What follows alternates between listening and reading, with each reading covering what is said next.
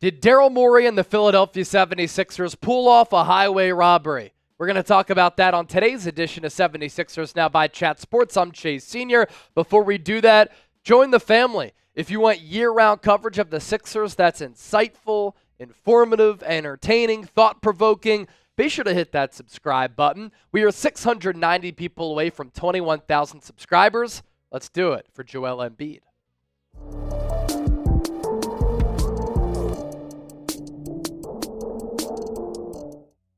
Welcome into the show. This is 76ers Now, and did the Sixers pull off highway robbery? I'll tell you what, I have been very impressed by Jared McCain over his last couple of games, really since Tyrese Maxey went out.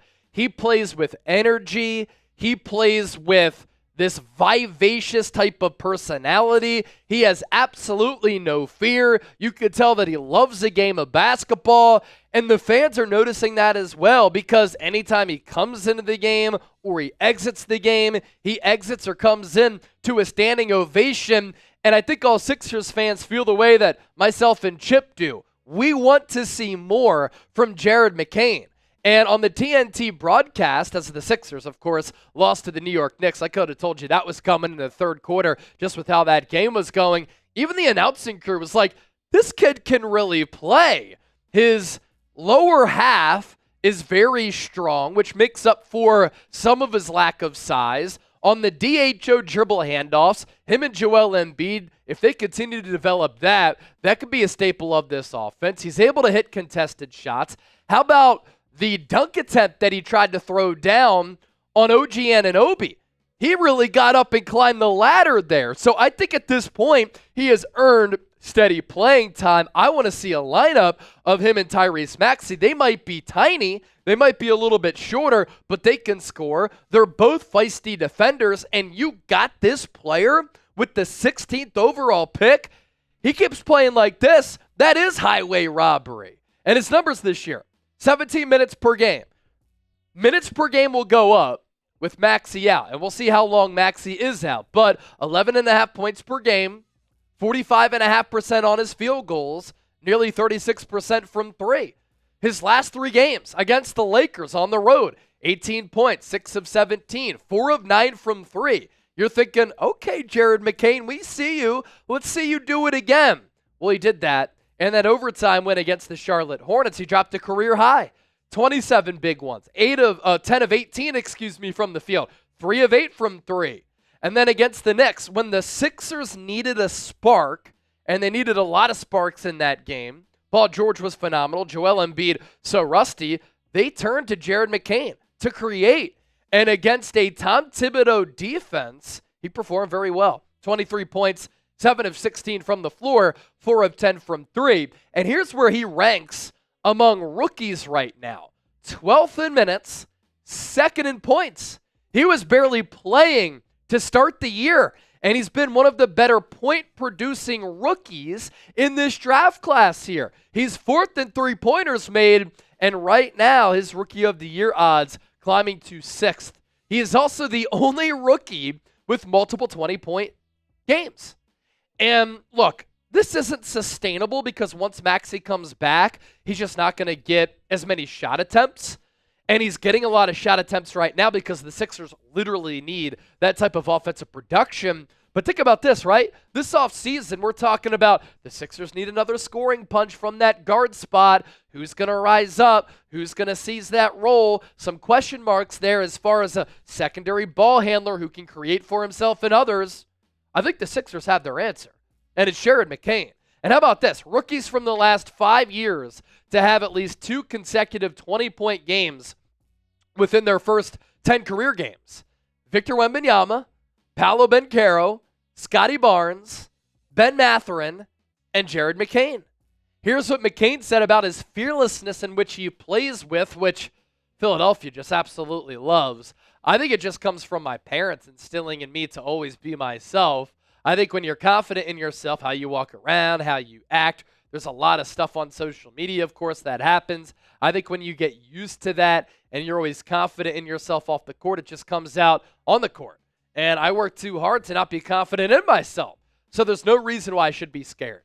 He's the youngest player on the 76ers, yet that is veteran wisdom right there, which leads me to what you see at the bottom of the screen. This kid just gets it. And I'm not going to go as far as to say the Sixers hit on another Tyrese Maxey type of player, but can't you see a lot of the similarities there between their game? They have the wiggle. They have explosiveness. They have no fear. When they came in as young players, they had that type of youthful energy, the confidence about themselves that got the team fired up and the fans juiced up. A lot of similarities there between the personalities. Maxey and McCain are always smiling. Maxey and McCain. I like the ring of that for years to come. Some more chat stats here. Jared McCain, the first Sixers rookie with back-to-back 20-plus point games off the bench since our son. Dario Saric did it 8 years ago. McCain is averaging 17.2 points per game when he plays 15-plus minutes and 20 points per game when he plays 20-plus minutes. He is playing too well, Chip, for Nick Nurse to keep him off the floor. Nick Nurse, not a good look for him to start this year. He can fix some of this by playing McCain, who, by the way, on this back end of the back-to-back against Cleveland, no Joel Embiid, no Paul George, he might take 30 shots tonight. Yeah, it could be another huge game from tonight. Maybe he'll drop 30, who knows? But I just love what I've seen from McCain, right? At the beginning of the season, and when we drafted him, leading up through training camp and the preseason, there was even some talk of he could spend some time in the G League, who knows? But then training camp starts, he's really impressing the coaching staff, and then through preseason, he played strong as well. And we've seen his confidence really play such a big role because he's never afraid to shoot the ball. He's never afraid to get to his spots, whether that's a little spin, turnaround jumper in the mid-range, get into the basket. I didn't know he had those type of hops. When he tried to throw that down over OG, I was like, oh my God, right? Like, where did this come from? So he just surprises you pretty much every single game. And what I really love to see is that he already plays like he's a veteran. I mean, there was one play I remember from the game last night where it's late in the game, he's in the corner, gets a pass, he's guarded closely by OG Anunoby, gives it up, and then hits OG, who's a great defender, with a little stutter step footwork, and then cuts back to that same corner, and quick trigger gets a 3 off. So he just knows how to get to his spots and how to get open, stuff you don't normally see among rookies. But now, again, moving forward, like, he deserves, in my opinion, to be a starter on this team. Players like Kelly Oubre really struggled to start the year offensively. Jared McCain gives you some of that, you know. Kyle Lowry, after a strong first few games, has really struggled as of late. Can't hit an open three. McCain talked a little bit about playing with Joel Embiid and these open looks that him just being on the floor, even when he's not playing well, he still creates. I think there's a lot of potential to be had there. And again, a lineup of Maxey and McCain and Paul George, Joel Embiid, and then whoever else you want to throw in there at that fifth starter spot. And that could be a dangerous starting five, but got to get everybody healthy. Hopefully when they are, McCain is still getting minutes from Nick Nurse. For sure. Will Jared McCain win Rookie of the Year? The all too early question right here. But the question of the day for this Sixers team. Type yes, type no. Let us know what you're thinking. Coming up next, takeaways from Joel Embiid's season debut. He was very rusty going up against Karl Anthony Towns and the New York Knicks. Stay tuned for that. Today's sponsor, our friends at DraftKings. We want them to be a partner here on 76ers Now and for our chat sports company for a very long time. How can you make that happen? You download the DraftKings Sports app and you use the code SixersChat. The Emirates NBA Cup is here. You can win big getting in on the action at DraftKings Sportsbook, an official sports betting partner of the NBA. All 30 teams split into 6 groups every Tuesday and Friday playing for the right to advance in the single elimination in-season tourney, culminating in the NBA Cup Championship in Vegas. First time here, here's something special just for you. New DraftKings customers bet $5 to get $200 in bonus bets instantly.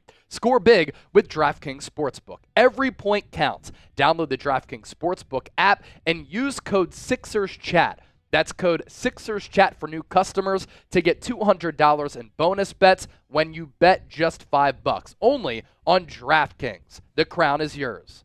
Gambling problem? Call 1-800-GAMBLER. In New York, call 877-8-HOPE-NY or text HOPE-NY 467-369. In Connecticut, help is available for problem gambling. Call 888-789-7777 or visit ccpg.org. Please play responsibly. On behalf of Boot Hill Casino and Resort, Kansas. 21 plus, age and eligibility varies by jurisdiction. Void in Ontario. Bonus bets expire 168 hours after issuance. For additional terms and responsible gaming resources, see dkng.co/bball. Chips picks right here, plus 3,700. So if you were to put down $1 and you win, that's $37 right there. Caleb Martin first bucket, the over-under 218, and then Sixers Cavs, Jared Allen 12 plus rebounds. Cavaliers, by the way, still undefeated, number 1 seed in the Eastern Conference, a conference that has been bad to start this year with a lot of star players banged up. Lines and odds, of course, subject to change. Now on the show, takeaways from Joel Embiid's season debut against the New York Knicks. Keep in mind, didn't play in any preseason games, missed the start of the year due to that knee injury. Clearly, Joel Embiid is still working into game shape. He didn't look to be in shape. He lasted 5 minutes before Nick Nurse had to take him out. Of course, part of that is due to him having the load management and being on a minutes restriction. 26 minutes in total against the Knicks, 2 of 11 from the field. He didn't hit his first field goal until, I think, that three-pointer in the third quarter. He was 1 of 5 from 3, 13 points, only 3 rebounds, 5 assists. I thought he made some decent passes when he got double-teamed. Here's what he had to say about his debut. It's all about confidence and trusting myself, pushing off. I talked about it a couple of weeks ago, and I talked to you guys. That's a mental hurdle that I have to get to. But I think that I can still be pretty good even without that, which I'm going to get to at some point. I mean, that doesn't really sound too promising. Still, you did see Joel Embiid's presence play a big role. The double teams every time that he was doubled led to some open looks around the perimeter for the Sixers team. You saw Jared McCain be the beneficiary of some of those looks. Paul George there as well. But it's weird to me how Joel Embiid never got a surgery. Yet the Sixers give him that contract extension, a max. He's a big who's on the negative side of 30 with an injury history. Never underwent a surgery, as I mentioned, yet he still can't push off of his knee. Like, this is a long-term concern that I certainly have. I will say Paul George definitely had his best game as a Sixer. He was cooking from deep, and he looked every bit of the player that he was with the Los Angeles Clippers last year in that high-efficiency season. 32 minutes against the Knicks. He's still not out of the woods, as Nick Nurse said, as far as his minutes restriction goes. He's out against the Cavs because of knee maintenance. 29 points, though. 10 rebounds, 10 to 19 from the field, 7 of 11 from 3, 3 steals. We certainly saw the glimpses, too, of the Embiid, Paul George two-man game. George got some clean looks. I think the chemistry will only improve. I loved what I saw with the McCain-Embiid dribble handoff. I think he's going to be able to eat on some of those types of sequences. But the Sixers' biggest issue in this game, way too many wide-open backdoor cuts and cuts to the basket for New York. OG Anunoby was looking like one of the top players in the NBA in that game. He may have been the best player on the floor in that game on Tuesday night. He had 6 dunks. Yeah, count them, 6. And the Knicks had 54 points in the paint. The Sixers only had 30. And when Joel Embiid is playing for Philadelphia, you do not expect that to be the case. The team comparison here, Sixers lose by 12. They get out-rebounded. They get out-dimed. They got outshot both from the field and from three-point range. And you look at some of the Sixers' individual performances here. Good to see Martin get going. 17 points, 7 of 10. Oubre still kind of struggling, 1 of 6. Lowry had some open threes, couldn't connect in some potentially momentum-swinging points of the game. 1 of 5, 0 of 4 from 3. I thought Yabusele had his worst game as a Sixer so far. He tried to do a little bit too much in some points there in that second half when the Sixers were trying to claw back. Also got whistled for some fouls. He's being a little bit overly aggressive. 1 of 7, only 3 points on the night. We were getting Jeff Doughton minutes. Like, he played a lot. 21 minutes in this game, 0 of 4 from the field. And then the Knicks, Knicks won despite Jalen Brunson being frigid from the floor. He was 5 of 15. Now, Karl Anthony Towns is pretty good, 21, 13, and 6. OG Anunoby, 24 on 11 of 16 shooting. Josh Hart, 14 and 12 and 10 of triple-double for him. He just kills Philadelphia. And then Miles McBride, 15 points on 6 of 12 shooting, 3 of 8 from 3. So, Chip, definitely still some worries for this team. It doesn't help that they didn't play it all together in the preseason, haven't played it all together as a big three here in the regular season, and you certainly see that against a team that does have that continuity in a team like the Knicks. Yeah, they kind of looked like a team playing their first game of the season in a way, and that's kind of what it was. Getting Joel Embiid in there obviously changes everything for the Sixers, so seeing him in there now, first time playing with Paul George and so many of these new players, the roster turned over a lot. And so, in a way, their season's kind of just now starting, getting their MVP and their best player back. I'm not going to be too overly concerned about what I saw from Embiid. There's no sugarcoating it. He was awful in that game. Couldn't buy a bucket. He did look timid. He was taking a lot of outside shots, which has, been a criticism of him throughout these past couple of years specifically. I think he'll, get his legs back under him, I hope. He'll definitely get his wind back under him in his shape. Hopefully, again, that knee isn't, too much of a long-term issue. He's wearing that big wrap around it. But, I think you even still saw, despite the loss, Embiid's presence created a lot of open looks for this team. They just couldn't hit. Kyle Lowry and Gershon Yabusele, especially those two in particular, got a lot of open threes, and they just couldn't buy a bucket at all. Now, we saw Paul George and Jared McCain take advantage of that, and they knocked down a lot of threes, 7 for Paul George, and I believe 4 for Jared McCain. This team does just need Tyrese Maxey back. You just need one more guy. The speed, the explosive element he brings, there's just no replacing it with really anybody in the NBA, especially on the fast break. Like, Sixers struggle to get out and run when he's not on the floor, so just a whole other element there. I do think this team can still win games without Tyrese Maxey. Hopefully he's back in a couple weeks before the end of the month. I hope the Sixers are going to be, they said, cautious with his hamstring injury because, those can be tough and those can linger a little bit. Yep. But look, you're 2-8 now, probably going to lose to the Cavs tonight since nobody's playing, so probably going to be 2-9. Like, man, it's a large uphill battle, and if Paul George and Joel Embiid continue to sit out back-to-backs like they are tonight, it's going to be a long season for this 76ers team, and they're going to have to make some serious runs, and Nick Nurse is going to have to figure out who's going to be in his rotation, who's not. Last thing I'll say, and I said it during the watch party last night, I do not need to see Jeff Dowden on the floor anymore. Please. He played way too much for my liking. 21 minutes. 21 minutes. He should have played 0, and he was doing nothing when he was out there. Yeah. Get him off the floor, Nick Nurse. I totally agree. Appreciate everybody who joined Chip for the watch party last night. Good stuff there. Be sure to hit that subscribe button. Closing in on that milestone of 21,000 subscribers. Let's go.